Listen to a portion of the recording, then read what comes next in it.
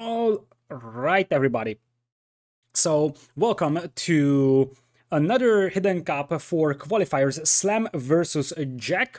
And you are right, you see Blood of the Hun and Tizok as the usernames because the players actually didn't set their usernames on AoE 2CM, so we have no idea which player drafted which civilizations. What we know is that Slam has Gold Rush and Hideout as his home maps and Band Bay. JackK will be using Cross and Slopes and Bend Islands. After game 1, we'll be able to tell who is who, but for now, one of the players has Magyars, Franks, Britons, Ethiopians, Malay, and Persians. Other side will be Japanese, Tatars, Malians, Mongols, and Koreans. Chinese and Vikings are the global bans. And with that, we'll jump into game number 1, Arabia, over here.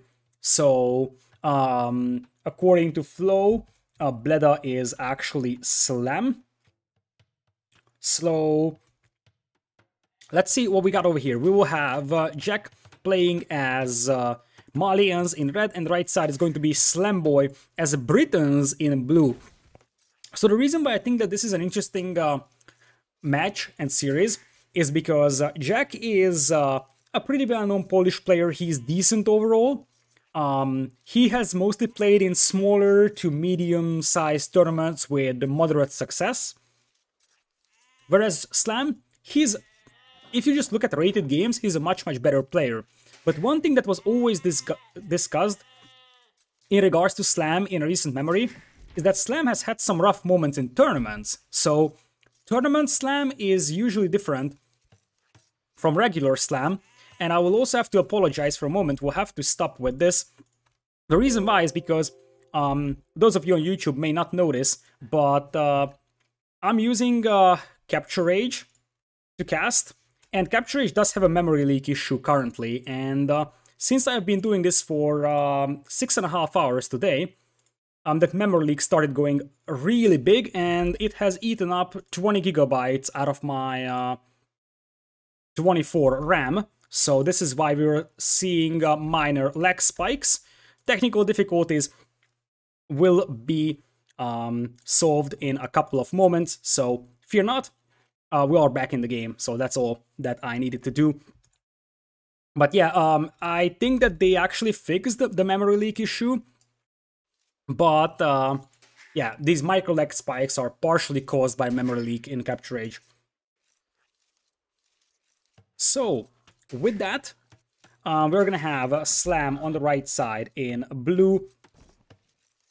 Left side is going to be JackK playing in red, and we are gonna have a Malians versus Britons matchup. So what I like about Malians in this case is the versatility. So the thing is that Malians can play Drush, they can play Archers straight, they can play Men-at-Arms, they can play Scouts, whereas the other side, Slam, is pretty much restricted to Archers. Now, late game is going to be interesting to take a look at, but I would think that what we are seeing from JackK is something like Scouts and Skirms as opposed to potential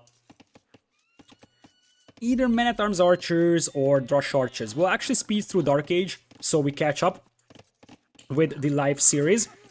So let's take a look at the map of JackK over here. He's got a back gold, berries are exposed a little bit, but overall a vulnerable map. The stones being on the front is not nice, but it's not like Slam is one of the players that goes very aggressive with towers in the majority of the cases.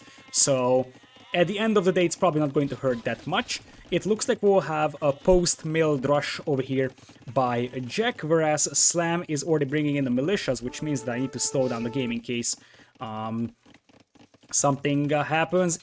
I already slowed down the game, but Capture Rage is a little bit too slow reacting to that, and Slam is getting 2 Voyager kills over here very easily. 2 Voyagers getting killed from JackK at the beginning. So what I wanted to say is that in a ranked game, I would pick Slam 100 times over 100 times. However, in tournaments, we sometimes have seen Slam Titanic, so it is technically possible for JackK to surprise him, even though my expectation for this series is something like 3-1 for Slam. Anyways, Two Vultures getting killed by a Drush is absolutely perfect for him, and this is a Drush Archers build with Britons. He's not gonna go greed mode on the Drush FC. So the map, I think, for Slam is actually pretty nice, but indeed this is not suitable for a Drush FC because it takes quite a lot of walling to secure. Nice gold mine at the back, and there's plenty of wood at the back as well. Makes this map very, very good for Slam overall. So right now, it is 2 on gold for Jack, so we are probably going to see men-at-arms from him, but it's only 2 militias right now. The third one is just coming in. And it's going to be men-at-arms archers versus Drush archers. I feel like those men-at-arms could actually start doing damage, but it also depends on what Slam can do to trade off the militias of his own against the opponent's army over here. So, we are going to have Slam going in for the wars on the berries. He knows that the men-at-arms will be coming his way, and he knows that he's open from this direction, so the berries will be the first thing that gets hit. One of the militias is actually going the wrong way, which is an interesting thing to take a look at, and I'm not sure why. You don't really like separating your men-at-arms this way, even if you don't have scouting information from your opponent. And in the meanwhile, this Voyager could also... I have no idea, I don't think there is a hole over there. But yeah, the berries aren't really efficient for Jack over there. So Slam, he could have a little bit of trouble walling this one, but now Jack just runs past the TC over here. So indeed this man-at-arms was just pretty much isolated from the rest of the others, and that's pretty bad because you want the 3 man-at-arms together, otherwise they individually they are not super strong. 5 villagers will just jump on them and kill them. And oh no, that's so bad for Jack. That's so bad. I'm not sure how this happened, but the men-at-arms run in, and originally Slam just wanted to Drush. However, he lost so few HP on the men-at-arms that at this point he said, look, I can just afford to upgrade to men-at-arms. This wasn't the original plan for Slam, but the Drush already did so much, and the men-at-arms or the militia still had so much HP that it was absolutely worth it to upgrade to men-at-arms. And so far, Jack has been completely executed here, to be honest. It's 4 Voyagers down right now for him. Also, Jack has 50 seconds of T-saddle time. That combines for a 6 Voyagers lead. 6 Voyagers lead at minute 13 in this game. It is a territory where Jack's eco is so bad that he's not gonna be able to add a lot of archers, and that will prevent him from cleaning up the men-at-arms. Like, at this point, Slam is already having a massive lead, and the only drawback of Slam... Okay, actually he's been making archers. I just see the empty archer range, and I think that he didn't make archers, but he actually did.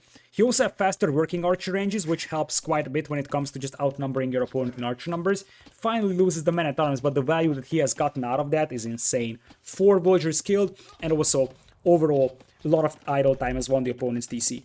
I want to point out that Jack has the extra pierce armor on the men-at-arms, because, oh, that's actually a nice find.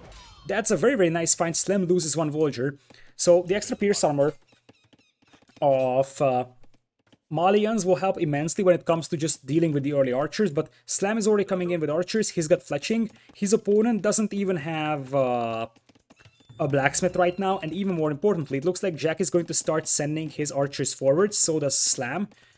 But I feel like Slam could just hit this wood line right away, because Jack isn't walled. Jack needs the house here to prevent archers from running past this one. Otherwise, Slam is just going to run past that wood line. It's not really a wood line, it's 1-3. But from this point on, Jack is like, okay, that's not good. He could make his own archers, but he doesn't have fletching. And he is going to hit Slam's wood line over here. But Slam is already double ranges with fletching, whereas his opponent is single range, no fletching. Slam even squeezed in horse color, whereas that is something that his opponent wasn't able to. And since Jack is off from gold, he's going to be forced to make skirms. And that seems like just a slow and painful downward spiral for Jack over here, who is behind by 6 villagers already, which is ridiculous at this stage of the game. Slam so far has been pretty precise, and he is really willing to go up into the next round of Hidden Cup qualifiers. That's also quite a lot of archers intercepted. Right now it's 8-5 only in terms of KD, surprisingly. It seemed like it was way more. And the next batch of archers from Slam is what's going to be really devastating. for Jack. And the other thing is that Jack's equal was so bad that at this point, Slam could just think about, okay, I'm just gonna go up to Castle Age, go crossbow forward, Siege Workshop, and just finish you off here. Because Jack is going to need an awful lot of time to get up into Castle Age over here with such a massy and wacky eco. Look at that. Slam is still microing those archers on the hill. Slam is actually one of the two pro players I've ever played against. On one morning back when I was in Europe, I woke up and I was like, oh, I need a warm-up game. I just want to play a couple of games. And my first game that day was Slam, and Slam completely destroyed me. I tried playing archers versus archers over there, but obviously Slam destroyed me. Jack loses the first one over here rather easily. And with that, Slam takes the lead in the series. So I just want to show off that Slam is the player that has the Britons.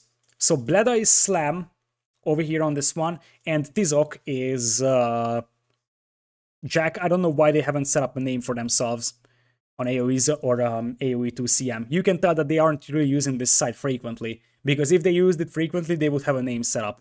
But yeah, Bleda versus Tizok, or more importantly, Slam versus Jack over here. And we will jump into game number 2 over here, which will be, I believe, on Cross, right? Or 4 Lakes.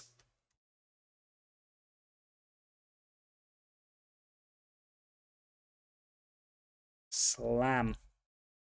Let's look for Slam's game over here, and I can find it. Should still be going on.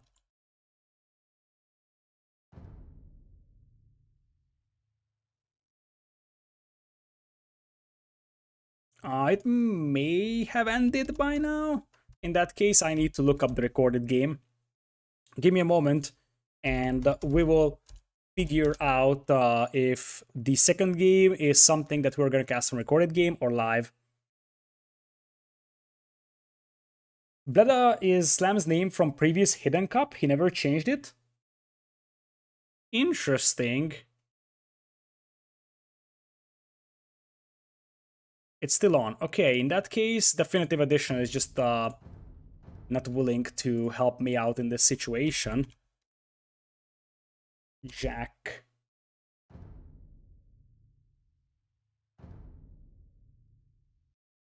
Are you sure this is still up? I don't think it is. We'll have to check on AoE2.net. No, it just finished. So that is why I'm not seeing the lobby. It just finished, so we'll have to do recorded game. He's not casting it live. He can be casting it live because the game just disappeared. He joined into the game. Like, if you join in the game while it's actually going on, then you can still cast to the end, basically. That's the story. So the reason why we're not finding a lobby is because that game just ended or so. Alright, so with that, yeah, I know, scoreboard as well. There's a lot of things to do in the background, by the way. I need to download recorded games, unzip them, and, you know, sort of do commentary in the meanwhile as well. But here is 4 Lakes, which is the first home map of Jack over here. We'll have Slam playing as Persians in blue on the left, and right side is going to be red for Jack. Once again, we'll probably speed through Dark Age over here, so we're actually catching up a little bit with the series. So, Japanese is a somewhat unconventional civilization selection over here, but it is completely viable overall if you think about that. The thing is that the fishing ship health bonus helps you make sure that your fishing ships won't get killed early on, and it also is going to gather faster. The reason why I'm saying it's unconventional, because especially of this script, Lithuanians make more sense, Huns often are more pigged, Persians is a reasonable civilization, so I would say that Japanese is still in the top 6-7 civs being pigged, but what I don't like about Japanese is that Japanese are a little bit slow compared to other civs, and this map is quite open. Japanese are completely viable, don't get me wrong. It's a matter of considering how many hybrid map civilizations do we have? In this map pool, oftentimes Japanese are used elsewhere, where you don't need that much mobility, basically. Anyways, we are gonna have Fish over here on the left side for Slam rolling his base up right now. And right side is going to be Jack, who is going to open Men-at-Arms. One of the things that Japanese can do really well on this map. It's worth noting that Slam's berries are quite exposed over here, and now we're going to slow down, considering that we're getting close to parts of the game where we could potentially see action. There is the dock coming up from Slam though, and this is where the Japanese really show their power. So, being able to keep those fishing ships alive is actually a huge thing. So, that's the thing. Japanese Cav Archer can do good with mobility, yes, but they are not as good as Hunnic Cav Archers here, for example. Anyways, Slam is gonna have to wall his Voyager in here, and Jack gets the Fire Galley out as well. So, for now, the real advantage that you're getting from Japanese is that your fishing ships are very hard to kill. That being said, there's only 4 fishing ships on foot for Jack, who is expanding towards this pond as well, tries to counterattack on Slam's pond. But it seems like Slam is actually outnumbering him right now with the Persian Dock's production power, and the demo here is something that you only want to use against fire galleys because demo snipe isn't going to be enough. Over here, normally you could just demo snipe the fishing ships from another civilization that is not the Japanese, but Jack is gonna be down to zero food units. I'm not going to say villagers because this has nothing to do with villagers, but Jack has no villagers on food. Like, absolutely nothing. He's just sending villagers to berries. By the way, Ash, you can see the maps in the scheduling post on AoE Zone in case you need that. Because the maps command is probably super outdated. Based on the fact, I think it's either 2v2 World Cup or it's Boa 2 remains for that map command. Anyways, for now, Jack is gonna be able to reclaim his lake over here and even might burn that lady to death. However, the real problem that Jack is facing is that he still has very little on food, and that probably meant that he has a lot of TC idle time. In fact, he didn't even have that much, right? So it's more TC idle time for Slam at the end of the day. I like this galley edit from Slam because that prevents the villager from redocking. I think eventually Jack had his villager over here, and that was killed by the galley. And even though, you know, Jack walled in that villager against the fire galleys and that potentially a scout, the galley was able to finish it off. Jack now expanding towards this pond. Slam is not contesting another pond, but Slam has a pretty significant fishing eco over here, and I would think that Slam is waiting for demos to pop over here. And it's 13 on food against 8 on food, and more importantly, there's archers coming in here from Slam. Jack has some skirms out, but Slam has a full HP scout here, which means that the initial skirm can be picked off rather easily, and in the same time, eventually, Slam is going to pop those ships. You probably want to pop the fire galley first, because that actually is going to make the opponent's fire galleys get close to each other, so that they can actually kill it. And then when they're close to each other, you pop the demos.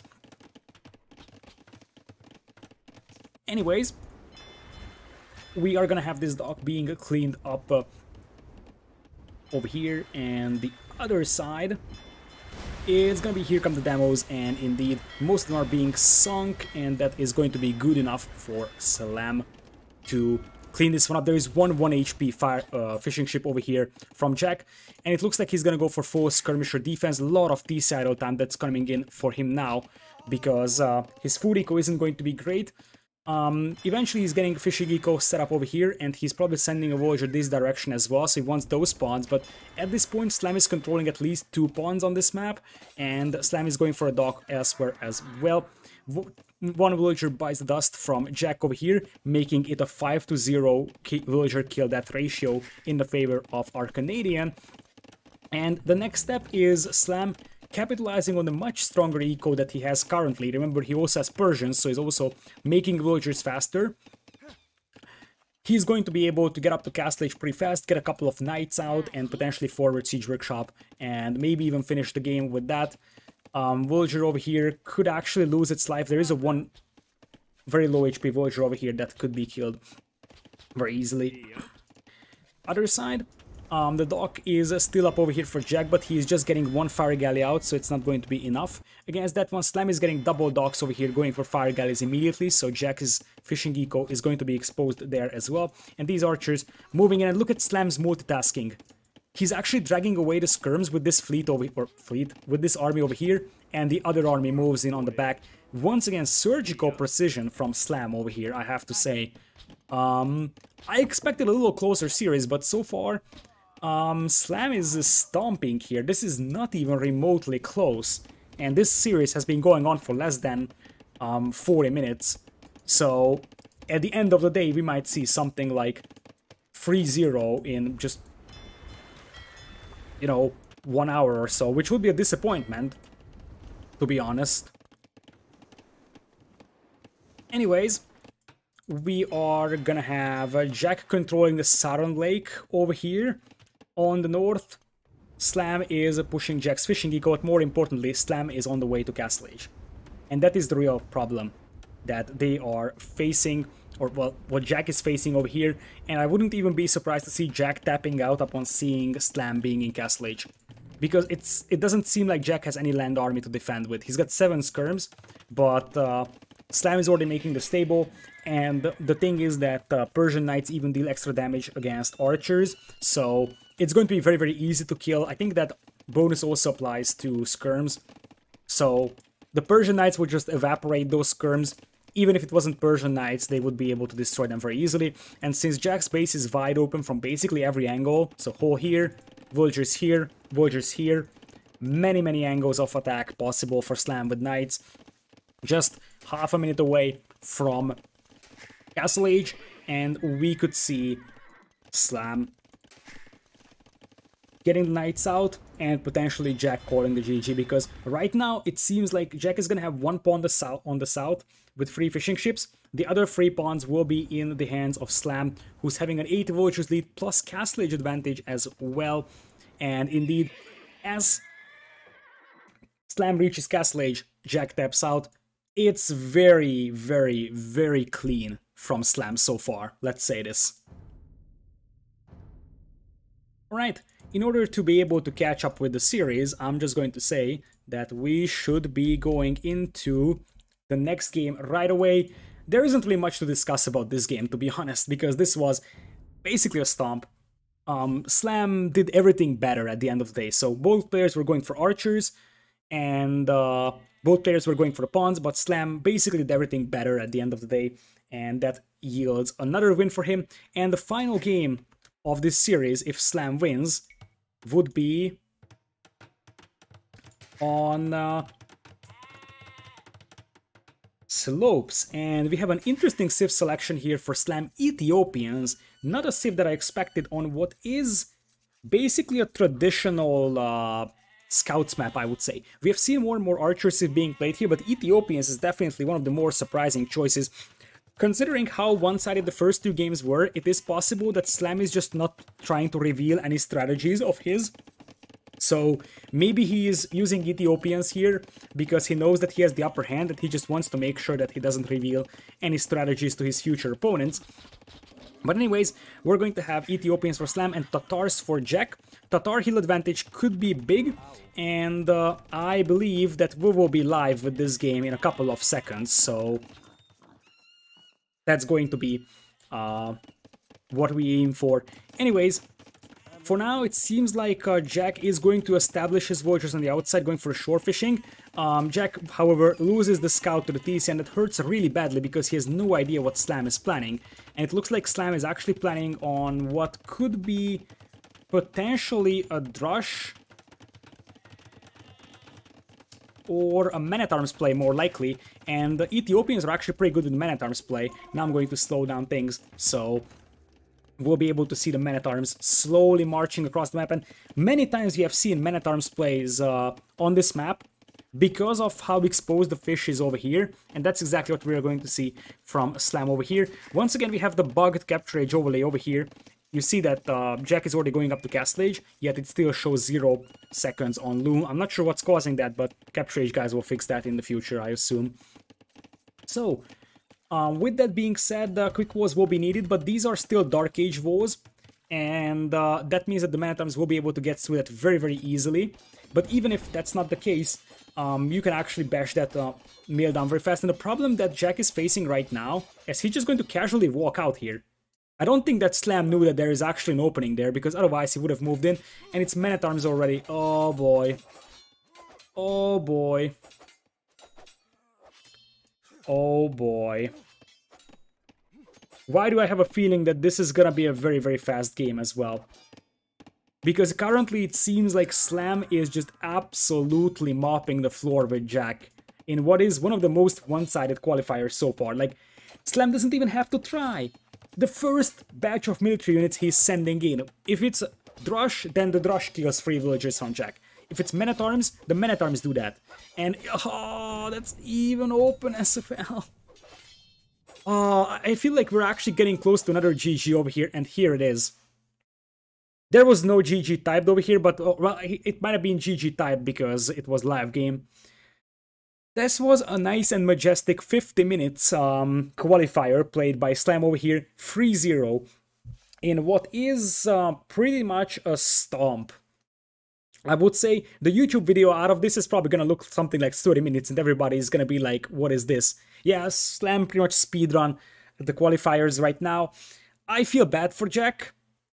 I actually expected a little bit more from him, but maybe it was tournament stress, I don't know what happened. But yeah, let's be honest that Jack was probably one of the lower seeds of this tournament, and Slam was probably the top 10 seeds, and that means that this was one of the more predictable outcomes, although I expected Jack to be able to at least be competitive against this one. That's why I selected this. Slam is seed 2, and then that means that Jack is seed 63. In that case, that's totally understandable. Although, as I said, Slam usually had its issues in tournaments, but maybe the skill gap here was too big for that to show, and this is just, you know, pure better gameplay from Slam. There is nothing really to discuss on this, to be honest. If you think about the previous game, it was the same thing. They did the exact same thing, but Slam is just a better player overall. Feels bad for Jack that he's getting a tough opponent like Slam, but it is what it is, right? So that's basically it. I guess if you were watching this on YouTube, congratulations for watching one of the potentially most one-sided series you will see in this tournament. And hopefully you have enjoyed and you won't get discouraged from looking at the other series that I've casted, because many of them were a lot closer than this.